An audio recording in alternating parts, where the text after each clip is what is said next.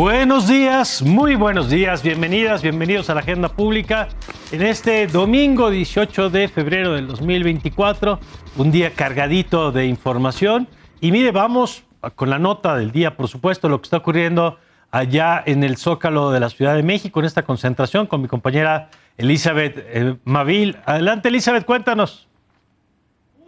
¿Qué tal, Mario? Muy buenos días. Pues miles de personas se han concentrado ya en el Zócalo de la Ciudad de México, como ellos lo llaman, esta marea rosa, que justamente está inundando con este color rosa y blanco esto que es el Zócalo de la Ciudad de México. Es una concentración, nuestra democracia no se toca, y bueno, pues es una concentración que aseguran los organizadores se estará replicando en al menos 120 ciudades, tanto de México como de otros países como Estados Unidos, Canadá, Francia y Londres.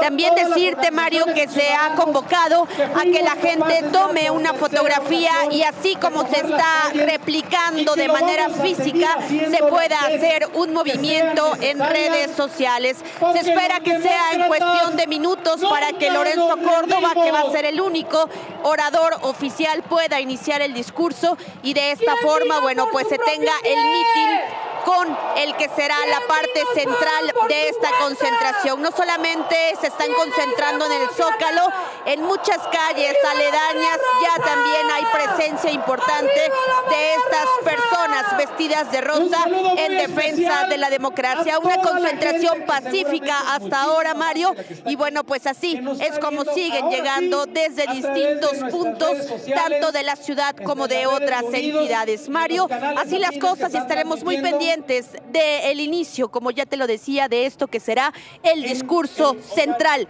de la concentración. Muy bien, Elizabeth, muchas gracias. Gracias por la información.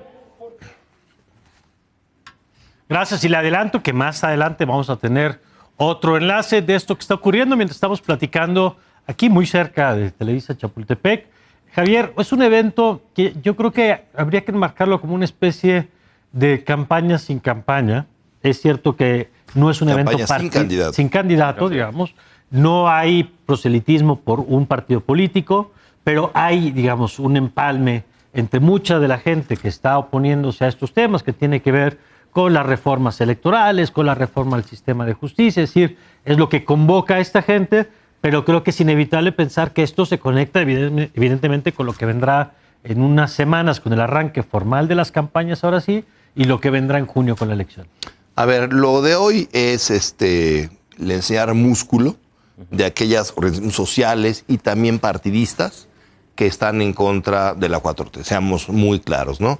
Desde las últimas marchas que han hecho, siempre cuando trató de atentarse contra el INE, esta movilización surge sí de la sociedad civil, pero se le ponen como paraguas también los partidos políticos, aunque es mayoritariamente sociedad civil. La marcha de hoy creo que va a ser la más grande que hayamos visto en años, quizás en décadas, por sociedad civil.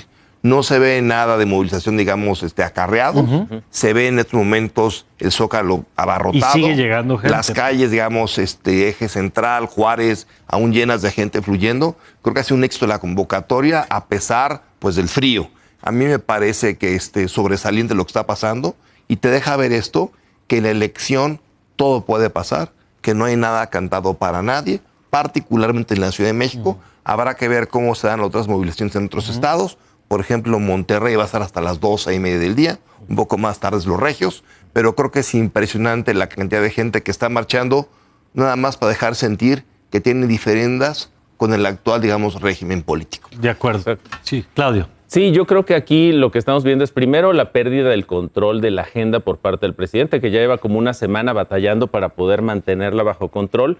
Y tres ángulos muy interesantes de esta marcha. El primero es una sociedad civil organizada, pero también una ciudadanía espontánea que sale a manifestarse, digamos, en contra de un gobierno que no le gusta y de un rumbo del país que no le gusta, pero sobre todo de un gobierno que pretende entrometerse en el proceso electoral. Me parece que eso, como, digamos, afirmación fundamental de esta marcha es clave, ¿no? El gobierno no se tiene que meter a las elecciones, no tiene que meterse con el sistema electoral ni pretender modificarlo. Eso me parece muy relevante. El segundo ángulo es la figura de Lorenzo Córdoba, Me parece que va a ser el orador único en unos minutos. En unos minutos entiendo que va a generar un mensaje, digamos, distinto al que han dado otros oradores en las marchas, Javier, como José Ramón Cosío o como José Woldenberg, porque Lorenzo tiene un estilo distinto de oratoria, me parece que tiene una oratoria más... En un foro, hay que decir, completamente histórico, distinto al que lo hemos visto, sí, de y presidente del INE, claro. También, porque hay que recordar que Lorenzo Córdoba, cuando fue a la Cámara de Diputados, vaya lección que le dio, diría yo, a la Cámara en sí misma, pero sobre todo, evidentemente, al oficialismo, un mensaje, digamos, con altura de miras, con visión de Estado. Vamos a ver cómo sale hoy el mensaje, pero lo cierto es que me parece que la otra figura que se ve afectada por esta marcha positivamente, creo, es la de Lorenzo Córdoba, que seguramente va a cambiar su posición. Ya podemos esperar cómo le va a ir. No, mañana le van a dar, pero con tubo desde la mañanera y desde los aparatos de comunicación oficialistas. Y finalmente es un momento clave también para la oposición, digamos, al López Obradorismo, porque muestra músculo, que como lo decías tú, Javier, es un movimiento importante, mostrar cómo se puede llenar esa plancha, y además lo que hemos escuchado en términos de los gritos, de las consignas, es un tema de decir, no venimos pagados, ¿no? O sea, como respondiéndole al presidente todo el tiempo, ¿no? Y habrá que ver mañana si el presidente quiere reiterar su estrategia de descalificar a quienes participan en esta marcha como defensores de la corrupción, defensores de lo negativo. ¿Qué es lo que dijo todavía viernes? Todavía el viernes. Entonces, yo creo que va a insistir en ello, pero bueno, ahí está la cantidad de personas, miles de personas, que en todo el país pues están teniendo una visión distinta del presidente. Déjame recoger, Javier, esto que decía Claudio, de la disputa por la agenda. La semana pasada, aquí en este espacio, decíamos que había un choque, digamos, entre el gobierno que trataba de colocar sobre todo la discusión sobre sus reformas y, decíamos, por un lado la oposición tratando de colocar sus temas, que creo que lo colocó en cierta medida, por ejemplo, con el viaje de Xóchitl Gálvez hacia el Vaticano, que obliga a que vaya también Claudia Sheinbaum a la foto con el Vaticano. Ahí, digamos, creo que logró lo que no había logrado antes, que es ellos poner el tema y que Morena tuviera que responder en un segundo momento. Y por otro lado, el tema de la seguridad pública, que lo que vemos es que, aunque de pronto hay días o semanas en los que el presidente logra colocar otra vez su discusión, el tema de la seguridad vuelve. Y esta semana en particular, Javier, vuelve con el papel de la Iglesia y la mediación que ha tenido, concretamente en el estado de Guerrero. ¿Cómo estás viendo esto? ¿Cómo es balance, digamos, en esa disputa que haces esta semana? Me parece que el presidente ha perdido, no solo la última semana, las últimas 2 semanas, el control de la narrativa. Y lo que ha desplazado son los temas de inseguridad. Violencia muy fuerte en Michoacán, muy fuerte en Tamaulipas, muy fuerte en Guerrero, Estado de México. Entonces esos temas, a la par con acusaciones de vinculación con crimen organizado, hace algunos años en campañas, hoy en día teniendo que la Iglesia tomar la moderación o la mediación con el crimen organizado, deja ver que hay un vacío en la agenda. Y buena parte de esta movilización que estamos viendo hoy es esa frustración con el tema de la seguridad pública en la Ciudad de México, pero en el resto del país. Yo creo que es el principal, digamos, detonante de inconformidad. ¿Tú ves el tema de la violencia como el articulador principal? Yo veo el tema de la violencia como el articulador y la principal queja, incluso de aquellos simpatizantes con el presidente en los temas de estos. Y no quiero dejar pasar nada más el tema que cuando hay marchas tanto de Morena como de ahora de la sociedad civil y una oposición, la cobertura que hace N+ y Foro TV es espectacular.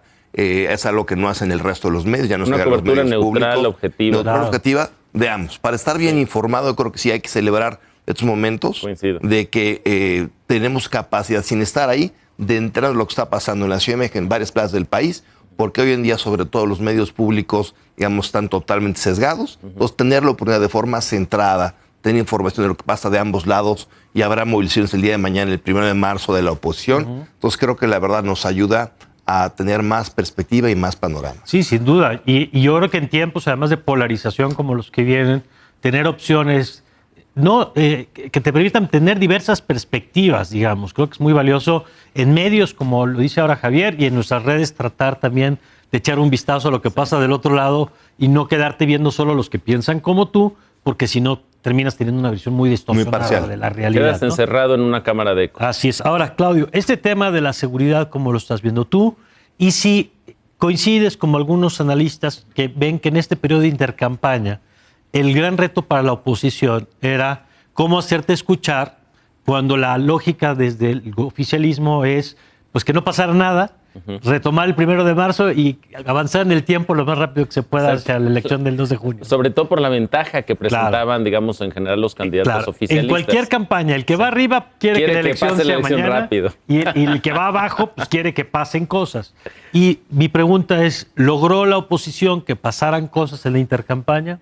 A mí me parece que sí lo logra la oposición en dos temas, que son inseguridad, que en realidad es solo cachar lo que está pasando en el país, porque el país está en una grave crisis generalizada de inseguridad. Ahorita quisiera desarrollarlo un poquito más. Y el segundo tema es el tema del agua, que está siendo un gran tema. Estamos viendo justo la cobertura de N+, de Foro TV sobre el asunto de las presas, el famoso deadline, si hay un plazo perentorio donde nos vamos a quedar sin agua, ¿no? Entonces ese tema va a ser importante, ¿no? Yo tengo que estar en desacuerdo total con mi amigo Claudio, y eso no pasa muy seguido.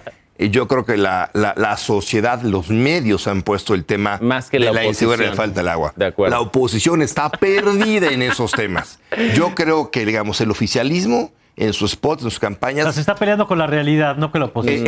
Exactamente. El oficialismo ha mantenido las cosas estatus y y las campañas de oposición, todas creo que han perdido el foco en lo importante. Tú ves los decenas de spots de toda la oposición de PRI, PAN, PRD, MC, están en una realidad virtual que no liga con la realidad. Porque fíjate, es interesante esto que dice Javier, porque yo creo que hay dos campañas de la oposición, la del debate público y la de los spots. Exacto. Y la de los spots es absolutamente irrelevante. Algunos jingles muy pegadores. Pero del no PP. solamente los spots. Ve las entrevistas, ve la agenda de los candidatos de oposición. A veces yo tengo dudas si verdaderamente quieren ser oposición y quieren ganar elecciones. Son campañas muy chiquitas, yo diría hasta patéticas las que han hecho. Esa marcha de hoy es producto de la sociedad, de que se informa, no de la oposición. De acuerdo. Por eso, de la oposición están desaparecidos. Creo que tienes un gran punto, querido Javier, porque además el tema es que estos temas en realidad son muy fértiles para poderlos capitalizar en una campaña opositora y no hemos visto bien capitalizado. Lo que es cierto es que la realidad está ganando. El tema de inseguridad, con un problema de extorsión, asaltos, violaciones, robos generalizado en el país, la epidemia doble, diría yo, una epidemia doble macabra, que es la epidemia de la normalización, que estamos ya acostumbrándonos a ese contexto violento, y el segundo, la epidemia del miedo, que es que ya nos estamos también acostumbrando a vivir con miedo y cada vez que nos despedimos decimos, te vas con cuidado, me llamas cuando llegues, una especie de mantras para tratar de evitarnos estar, digamos, en una situación así. De acuerdo. Ahora, ¿qué ves, Javier, en los siguientes días a partir de esta movilización de hoy? Vamos a ver de qué tamaño es según termine de reunirse, porque la gente sigue llegando. Vamos a ver el mensaje de Lorenzo Córdoba, si logra aprender o no. Que yo creo que va a ser un mensaje, digamos, muy diferente, menos frío, más cálido, más emocional que el de José Ramón y del de Pepe. Y te pregunto sobre todo, ¿qué sigue, Javier, por ejemplo, en términos legislativos? Porque esta es una cancha que es la cancha de la calle, pero luego es la cancha de las instituciones y de cómo procesan, porque esta una semana tuvimos iniciativas para quitarle dientes a la Suprema Corte en algunos temas de constitucionalidad. ¿Qué sigue? Primero, la calle del otro lado. Ahorita es una marcha a mostrar el otro. Que es el 1 de marzo. 1 de marzo, Claudia Sheinbaum tomará protesta formal, primero de campaña en el mismo espacio, en el Zócalo. ¿Le pondrán vallas? Será una lucha de, digamos, de quién moviliza más gente y la foto. Entonces, creo que es lo primero que sigue. En el tema de la agenda, digamos, legislativa, Morena está por iniciar sus foros. Sí. Creo que la verdad, aunque la oposición votó a favor que se realizaran los foros, los va a dejar plantados, no va a ir. Y creo que la verdad, a estas alturas del partido, poca gente tiene interés en iniciativas que se ven altamente inviables. Solo MC está escarceando si las aprueba a cambio de prebendas para ellos, lo que una vez más creo que afecta eso a MC porque lo vincula al oficialismo. Pero yo creo que ya estaremos cada vez más en el terreno de las campañas y el presidente, desde luego, pues va a criticar esta marcha el día de mañana, porque lo ha hecho siempre su narrativa, y el presidente seguirá ante una ausencia del INE fuerte y del tribunal, seguirá metiéndose en elecciones día con día. ¿Qué esperas, Claudia? Básicamente soy igual de pesimista que mi querido Javier respecto a la posición del presidente. Es un presidente, además, digamos, muy insistente, muy terco, si le podemos poner ese adjetivo. Está en lo suyo. Él es el jefe de campañas. Disciplinado, si lo pones así, en su mensaje, en su estrategia. Yo creo que mañana es clarísimo que lo que viene es una descalificación general a lo que estamos viendo el día de hoy, domingo. Pues ya lo veremos. Gracias, Claudio. Gracias. Gracias, Buen Javier. día. Nosotros vamos a una pausa y vamos a regresar con el tema de la seguridad en el país y estos diálogos, esta mediación de la Iglesia, qué significa. Y más adelante tendremos un nuevo enlace con la movilización que se está teniendo en el Zócalo de la Ciudad de México y en otras ciudades del país. Ya volvemos.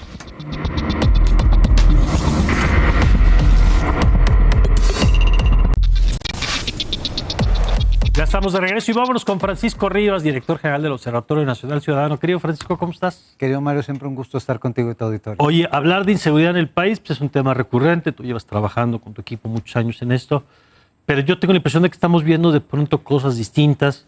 Obispos diciendo que están mediando directamente con el crimen organizado para pacificar, reconociendo abiertamente que su mediación ha impedido enfrentamientos violentos como el que dice el obispo Chilpancingo iba a ocurrir el miércoles santo en Guerrero. ¿Qué estás viendo, Francisco? Bueno, yo agregaría a ese análisis también la protesta que tuvimos de transportistas, que nos hablan ya de una situación de demasiada violencia que sufren a la hora de hacer su trabajo, en donde no está en riesgo una situación económica, está en riesgo su vida, y llevan años pidiendo apoyo y este apoyo les ha sido negado. Tenemos un ejército distribuido como nunca en el territorio nacional, con resultados pues muy marginales. Entre ejército, marina y Guardia Nacional tenemos a centenares de miles de personas distribuidas en el territorio y la violencia sigue en máximos históricos. Tenemos una extorsión que se ha vuelto algo recurrente y que ha modificado su forma de atacar a la sociedad, no solo a través del derecho de piso o los engaños telefónicos, sino es el control específicamente de mercados y productos, líneas de distribución, producción, etcétera. Tenemos una situación extrema de secuestro de migrantes, en donde vemos ya no esos secuestros que cuando tú y yo empezamos a hablar hace más de una década, eran secuestros pues mirados a personas que tenían cierta relevancia económica, secuestros que eran pues caros, que se ejecutaban con días, eran de alto impacto. Aquí tenemos una situación de secuestro masivo de migrantes en donde lo que les cobran aparentemente es un dinero limitado, pero cuando tú lo multiplicas por 30, 40, 50, centenares, pues se vuelven entradas enormes. Un Estado que está negando absolutamente todo y eso me parece todavía más importante. ¿Negando qué? Negando que hay secuestros, negando que hay homicidios, negando que hay violencia, negando que hay robo de hidrocarburo, negando la violencia electoral. O sea, yo he escuchado al presidente decir México está en paz cuando llevamos el proceso electoral hasta el momento, el preproceso electoral más violento de la historia y cuando a partir de 2015 todos los procesos electorales han sido uno más violento que el otro. Más incluso que el del 18. Pues hasta donde vamos, sí. Hay que considerar que el único proceso que fue anómalo en ese sentido fue el del año pasado, el del Estado de México y Coahuila, que fue un proceso en donde fue muy limitada la violencia. Hay que recordar que la mayor parte de violencia se refiere a amenazas y no necesariamente agresiones o muertes. Pero aún así, pues llevamos ya el fallecimiento de tenemos varias víctimas que han sido candidatos directos a equipos políticos. Y aparte de todos los partidos. Sí, ahí sí de todos los partidos y familiares de políticos que están conectados específicamente a la situación electoral. Entonces creo que sí, esta es una situación extraordinaria.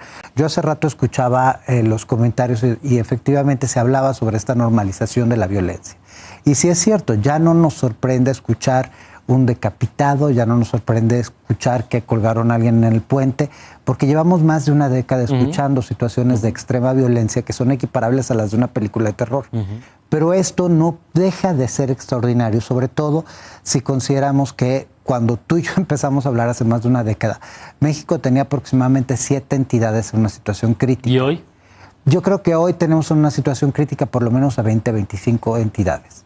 ¿De las 32? De las 32. Y otras que están en situación, un par que están en una situación bastante positiva, pero quitando eso, todas las demás están en una situación... ¿Qué serían cuáles? Yo pondría obviamente a Yucatán en primer lugar, pondría el caso de Baja California Sur, pondría el caso de Coahuila, como los que están mucho más seguros. Tenemos el caso de Campeche, que era una entidad que era muy segura y que ha venido empeorando de manera sostenida. Tenemos otros casos como el caso de Nayarit, que tuvo una reducción de la violencia después del brote que se dio tras la detención de Beitia, el exfiscal, pero otra vez trae un cierto deterioro. Y tenemos otras entidades que siempre han estado como en este altibajo. Sinaloa es uno de ellos, que de repente tiene una reducción sustancial de los delitos y luego se dispara. O Guerrero, de nuevo, para regresar al caso con el que empiezas, que el sexenio pasado había logrado contenerse ciertos índices de violencia y hoy entre homicidios, extorsiones y demás se encuentra en condiciones críticas. ¿Qué tendríamos que discutir? Están por arrancar las campañas formalmente en marzo, estamos a 12 días, 13 días de que empiecen. En tu opinión, ¿qué tendríamos que discutir como país en materia de seguridad? A ver, el tema de seguridad es un tema sumamente impopular para las campañas, porque no tiene soluciones fáciles. O sea, porque es muy pegajoso el lema de abrazos, no balazos. Porque te refiere a una idea concreta, específica, y entonces a partir de ahí todos le sumamos cosas, no le cosemos de lo nuestro. Pero en realidad hablar de seguridad implica, por un lado, el combate a los delitos, por el otro lado, pues el debido proceso y el fortalecimiento de las instituciones, por el otro, la prevención social de la violencia, la prevención específica, la recuperación del sistema penitenciario, el aumentar las condiciones ahora sí, de desarrollo para las familias dentro de la ley, mejorar el acceso a la salud, mejorar el acceso a la educación. O sea, requiere muchas cosas para que la seguridad funcione. Entonces, las campañas generalmente tienden a sobresimplificar y a darnos ideas muy limitadas de lo que en realidad se debería hacer. Yo debo decir que en un aspecto positivo reconozco que el Frente se acercó conmigo y con otros especialistas para pedirnos recomendaciones específicas. Nosotros le entregamos un documento que fue consensuado y trabajado en conjunto. Vienen temas torales, propuestas específicas, que no ha sido realmente distribuido porque no estamos en periodo de campañas. Esta es la campaña electoral más larga que hemos tenido en la historia. En realidad, pues no han hablado todavía de propuestas. Por el otro lado, pues yo sé que tanto en el equipo de Claudia tenemos a dos personas que han trabajado en el tema de seguridad, que es Omar García Harfuch y Ernestina Godoy, que entregaron propuestas, pero en realidad me parece que no ha habido todavía una discusión sobre qué deberíamos de esperarnos. Lo cierto es que tiene que haber mayor inversión en seguridad. Ese es uno de los aspectos principales, porque hoy tenemos el Estado muy reducido. Tiene que haber un combate específico a los disparadores de violencia, que son estos delitos que te generan. Y hacia allá tendría que irse enfocando. Hacia allá tendríamos que irnos enfocando, pero con un aspecto que sí es fundamental, y por eso regreso a lo que decía, entre las cosas que más me preocupan. El Estado mexicano tiene que empezar por reconocer la crisis y el fracaso. Sí, porque si no se reconoce un problema, pues difícilmente se va a atender. Francisco, muchas gracias y ya seguiremos conversando si nos lo permites. Gracias, Francisco Rivas, director general del Observatorio Nacional de Seguridad, Justicia y Legalidad. Nosotros nos vamos a una pausa y regresamos con más de lo que está pasando en el Zócalo. Marta Lanos, Mauricio Merino y más adelante Mauricio Mechul.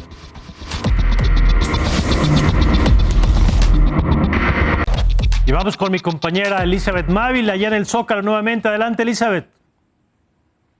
¿Qué tal, Mario? Muy buenos días. 11 de la mañana con 15 minutos. Ha comenzado ya lo que es el mitin o el discurso central de esta concentración llamada Nuestra Democracia No Se Toca. Lorenzo Córdoba, expresidente del INE, es el único vocero quien en estos momentos, pues está haciendo uso del micrófono, haciendo un recuento de la historia de la democracia en nuestro país. Lo acompañan en el presidium José Woldenberg, expresidente del entonces IFE, Mari Carmen Alanís, expresidenta del Tribunal Electoral, y José Ramón Cosío, exministro de la Suprema Corte de Justicia. Se ha hecho mención en estos momentos, Mario, de que al momento en que Lorenzo Córdoba está haciendo el discurso central aquí en el Zócalo capitalino, pues también se están haciendo pronunciamientos en las diferentes ciudades del país y en varias ciudades del mundo donde se está replicando esta movilización una concentración que en estos momentos reúne a miles de personas que están no solamente en el Zócalo, sino también en algunas calles vecinas como Pino Suárez, 20 de noviembre, Madero, 5 de mayo y 16 de septiembre, donde también se tiene una importante presencia, una movilización pacífica, una movilización que en estos momentos, bueno, pues está atenta a esto que es el único discurso, el discurso central, y al finalizar este mismo, bueno, pues Mario, lo que se hará será cantar el himno nacional por parte de todos los presentes. Es así como se lleva a cabo en estos momentos la movilización por nuestra democracia en el Zócalo capitalino, Mario. Gracias, Elizabeth. Gracias por el reporte. Nosotros seguimos atentos aquí en Foro y vámonos con nuestra mesa ahora de análisis. Saludo a Mauricio Merino. Mauricio, ¿cómo estás? Hola Mario, qué gusto de verles. Igualmente, Marta, ¿cómo estás? Hola. Buenos días. Bien. Qué bueno. Gracias. A ver, Mauricio, cuéntanos. Bueno, tú traes tu tema, pero no sé si quieras comentar algo sobre esto que estamos viendo que está en desarrollo. No, qué bueno que estás haciendo el seguimiento de la marcha. Me da gusto porque sí, creo que es muy importante escuchar todas las expresiones de la diversidad democrática que hay en México, Mario. Así de simple. No hay una sola voz, no hay una sola pensamiento, hay una enorme diversidad y eso enriquece a México. De acuerdo. Oye, y nos traes el tema también, pues el tema de las pensiones, ni más ni menos. Es que entre el paquete, ¿te acuerdas que quedamos de hablar de esto la semana pasada, de las reformas presentadas por el señor presidente en esta ómnibus constitucional y legislativo? Venía lo de las pensiones, viene lo de las pensiones. Y no es un asunto menor, Mario, porque primero, déjame poner la cosa en contexto muy rápido. Vivimos en una sociedad que ya dedica casi 2 billones, o sea, 2 millones de pesos a pagar pensiones. Ya es una carga fiscal de las más importantes, desde luego, del gasto público mexicano. Está representando, Mario, una cantidad muy importante del Producto Interno Bruto, además. Ya es casi el 5% del Producto Interno Bruto, y tomando en cuenta que la población mexicana irá envejeciendo cada vez más, es altamente probable que si se mantuvieran las cosas como están, pues vamos a llegar a tener entre 6, 7 puntos del Producto Interno Bruto, por lo menos, y hasta más.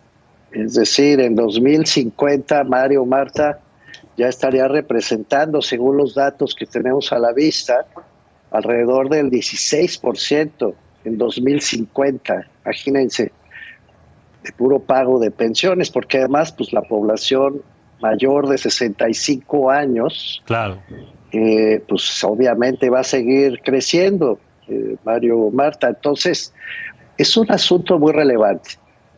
Ahora, en México no hay un solo sistema de pensiones. Hay muchos. Hay por lo menos 7. Sí, hay 7. Y si tú sumas, o sea, está el IMSS, está el ISSSTE, está el de las Fuerzas Armadas, que es, por cierto, los más generosos, está Pemex, está lo que fue Luz y Fuerza del Centro, hoy Comisión Federal de Electricidad, están los sistemas de pensiones de las universidades, y además hay una miriada de sistemas de pensiones en los estados y en los municipios, Mario, Marta. O sea, 7 es el agregado, pero en realidad hay más de 1000 fórmulas distintas para pensionar a las personas que trabajamos, dependiendo del lugar en el que hayas laborado. Y en consecuencia, las pensiones a las que cada una de estas personas tiene derecho son muy distintas y marcan, por cierto, una profunda desigualdad entre ellas. Bueno, no, todo esto para afirmar que es un tema fundamental del futuro presupuestario y fiscal mexicano, que por otro lado no se resuelve, la verdad, objetivamente, en la propuesta del señor presidente de la República, Mario, Marta. Y no se resuelve, entre otras razones, porque lo que tenemos enfrente es no, como dice el presidente, el salario total final que obtiene cada persona, sino apenas el promedio de pensiones entregadas en el IMSS. Eso es lo que dice la iniciativa del señor presidente. Es decir, no es cierto que sea el total de lo que ganas al final, es el promedio, y el promedio anda hoy en 16,700 pesos, más o menos. Por otro lado, dice que se van a sufragar si se eliminan todas las instituciones a las que él no quiere ver vigentes. Sí. Y sugiere que gracias a esos recursos del INAI, de la COFESE, del IFETEL, todas las que quiere eliminar, no hago la lista larga, con eso se sufragan las pensiones. Mario, estamos hablando de 2 billones de pesos solo para este año, casi. Es absolutamente absurdo aritméticamente suponer que eliminando instituciones se pagan esas pensiones en el largo plazo. Y es también tramposo, la verdad, hay que decirlo con claridad, decir que será el total del salario percibido. Eso solo vale para algunos en los sistemas de pensiones. Para el resto no. Pues es un tema principal, Mario, Marta, de veras, mucho. Marta ha estado tocando la política de cuidados con toda razón. Yo digo que tendríamos que incorporar con un sentido social, político, honesto, esto de las pensiones para las personas adultas mayores, pero con mucha seriedad y no con fines electorales y no con fines solo de vender, digamos, espejos para que la gente vote por un partido en contra de otro. Pues ahí es está. Injusto porque es un tema fundamental. Gracias, querido Mauricio. Y nosotros vamos contigo, Marta, que nos traes otro tema. Pues fíjate que la diputada del PAN, Teresa Castel, aprovechó el otro día en la conmemoración del aniversario de la ley contra la violencia a las mujeres, pues a ventilar un conflicto que trae con una resolución de la Sala Superior del Tribunal Electoral sobre violencia política en razón de género, porque ella se ha negado a hablar de la diputada de Morena, Salma Luébano, como mujer, es una mujer trans. Y lo que me pareció muy llamativo fue parte del discurso que les quiero leer, es un párrafo que dice: la mujer no es reemplazable y mucho menos somos un disfraz. Hagamos patria, quitemos la palabra género de la Constitución por el bien de sus hijas, por el bien de nuestras nietas y por todos los derechos que estamos perdiendo en manos de la pervertida ideología de género. Porque no queda duda que el patriarcado nunca se fue y solo se transformó. Todas ustedes son partes, ella se dirigía a las de Morena, de que en esta época las mujeres seamos borradas. Y entonces ella va a declarar después que lo que hizo el Tribunal Electoral, que se vuelve cómplice del borrado de las mujeres. Bueno, esto es una batalla cultural que empieza desde los años 90, impulsada por la Iglesia Católica, pero se han sumado las iglesias evangélicas y ahora se han sumado los partidos de derecha en todo el mundo. Aquí en México parece que el PAN, aunque no se le dio mucha difusión a la declaración de esta diputada panista, pero es toda esta confusión en torno a qué es género. Y género empezó siendo un concepto que ayudaba a distinguir dos momentos de la constitución de un ser humano, a ser un campo de estudio y a ser, digamos, un eje para hacer políticas públicas. Hay una discusión muy seria, compleja, sobre qué es género, porque es al mismo tiempo es cultura y psiquismo, o sea, tú te sientes hombre o te sientes mujer, ¿no?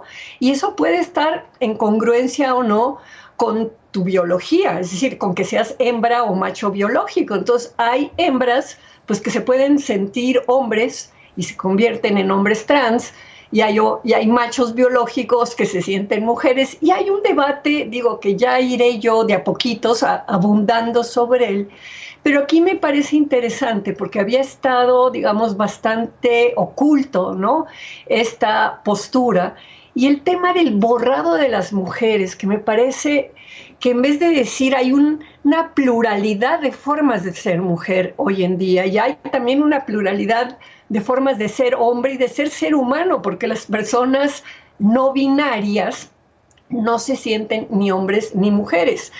Pero en el fondo, digamos, todas las personas somos seres humanos, todos deberíamos de tener los mismos derechos humanos, ¿no? y ya nuestra legislación acepta las identidades trans. Entonces, digamos, la diputada Salma Luébano es una mujer y la diputada panista le sigue hablando en masculino y dice el diputado, ¿no? Sí. Y luego tiene una bronca con el Tribunal Electoral, pues que dice que eso no va. Y entonces ahora el tribunal está impulsando la ideología de género. Bueno, ya hablaré de esto con más tiempo y en otro momento o así en nuestras intensas sesiones con Mauricio y contigo, Mario. Muy bien, querida Marta. Pues gracias, queda el tema puesto, son temas complejos que yo sé que requieren tiempo, pero aquí le vamos a seguir, que esa es la ventaja de este espacio con ustedes, que seguimos aprendiendo cada semana. Gracias, Marta. A ti, adiós, Mauricio. Gracias, Mauricio. Adiós. Gracias, gracias a ustedes. Vamos a una pausa y regresamos con Mauricio Meshulam aquí en el estudio de la Agenda Pública.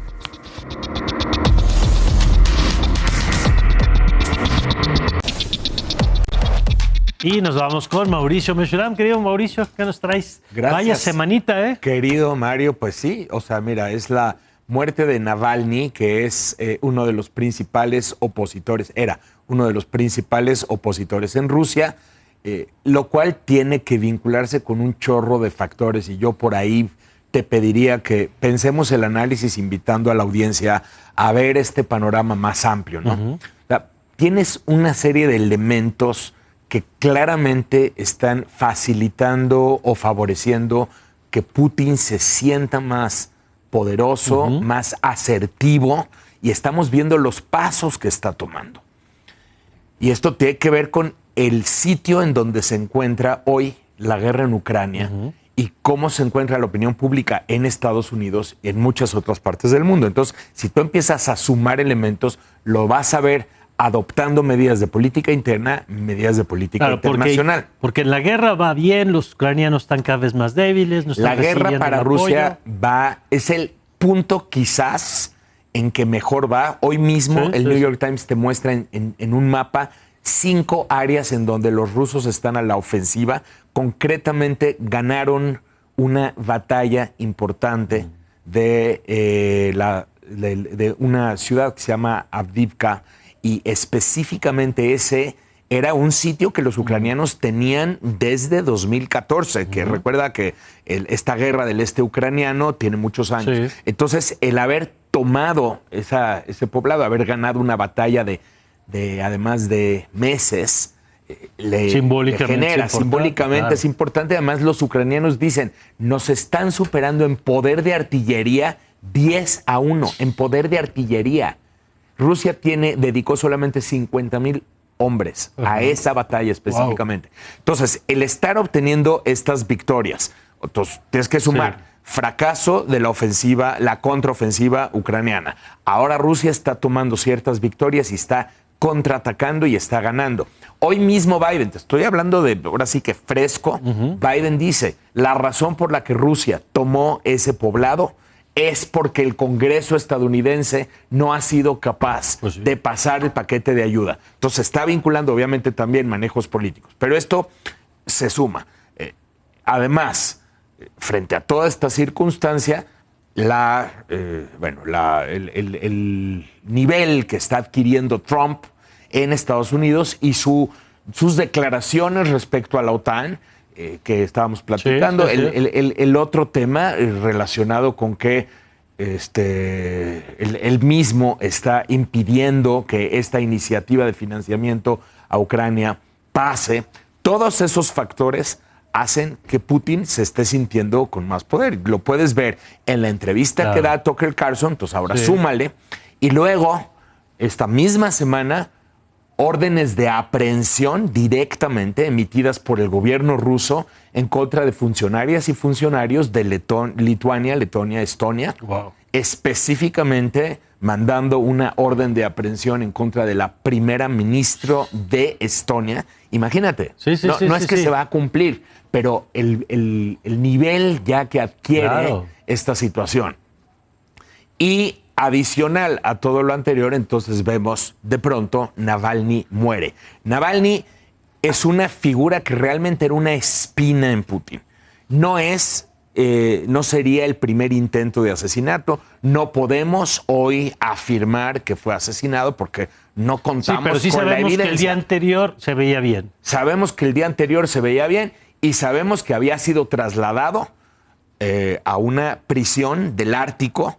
O sea, su condena originalmente, cuando lo aprenden, era de 2 años y luego la condena se extiende todavía otros 19 años. Luego es trasladado de prisión. En diciembre desapareció Navalny durante varios días. No sabíamos qué pasaba con él y de pronto supimos que ya estaba en una prisión del Ártico. Pero lo que sucede es que Navalny, a pesar de estar en esa prisión, es muy eficaz entre él y su organización, su familia, sus allegados y sus aliados políticos. Consiguen transmitir continuamente sus tweets, sus mensajes, sus videos, y esta eficacia se mantiene como esta espina. Claro. Ahora, también sabemos, y esto sí ya está documentado, que hubo un intento de asesinato de Navalny en el pasado. Recordemos que en 2020, en un traslado de Navalny desde Siberia, estaba viajando desde Siberia, su avión tuvo que aterrizar a medio camino porque él se desvaneció, lo empezaron a atender los médicos rusos. Envenenado. En ese momento es trasladado a Alemania y en Alemania se da el diagnóstico, y el diagnóstico en Alemania indica que fue envenenado con una sustancia que se llama Novichok, que es desde tiempos soviéticos, o sea, un veneno. Recordemos que en ese entonces Angela Merkel, muy vocal Angela Merkel con todo lo que estaba sucediendo. Ahora, la cuestión es que Navalny regresa a Rusia y va a regresar y ya sabe que va a ser aprendido, pero para su movimiento era importante su regreso. Entonces, toda esta serie de elementos pues tiene que sumarse y tienen que pensarse de manera conjunta. Vamos a ver qué pasa con este tema en la semana. Si te parece, lo platicamos la próxima. Por supuesto. Gracias. Y si me lo permites, Mauricio, volvemos al Zócalo, donde hemos estado reportando. Vamos al Zócalo, con mi compañera Elizabeth, para que nos cuente. Creo que sigue el discurso de Lorenzo Córdoba. Adelante, Elizabeth. ¿Qué tal, Mario? Acaba de terminar este discurso. 30 minutos es lo que duró, un llamado a una democracia que se defienda por parte de todos los mexicanos, que cada quien pues haga lo que le corresponde desde su trinchera. Un recuento también de la historia de las elecciones en nuestro país. Y bueno, pues en estos momentos, Mario, vemos cómo están subiendo al templete que está colocado frente a Palacio Nacional jóvenes vestidos con playeras rosas con la bandera de México, cada uno de ellos. Y bueno, pues lo que se hará ahora es entonar el himno nacional y con ello finalizará esta concentración por la democracia.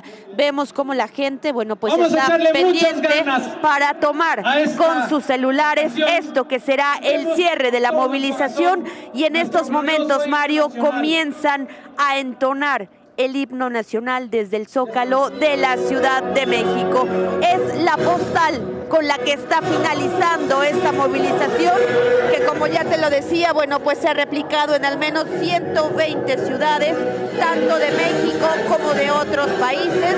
Una movilización que hasta ahora está finalizando sin incidentes, y este himno nacional que está pues resonando por todo el Zócalo capitalino. Mario. Gracias, Elizabeth Mávil, como parte de la cobertura que le ha hecho esta mañana Foro. Gracias por habernos acompañado también aquí en La Agenda.